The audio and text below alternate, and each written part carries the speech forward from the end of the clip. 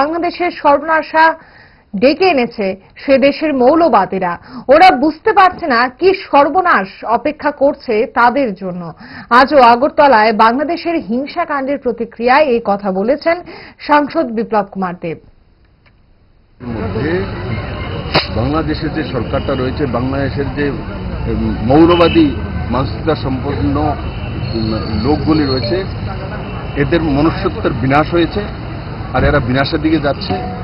বাংলাদেশের আর্থিক অবস্থা শোচনীয় যাচ্ছে, বাংলাদেশের অস্তিত্বই মিটিয়ে ফেলবে এরা। ওর যেটা সেটা ভাবছে যে সংখ্যালঘুদের উপর অত্যাচার করে এরা বেঁচে যাবে, এদের কাউকে ছাড়া হবে।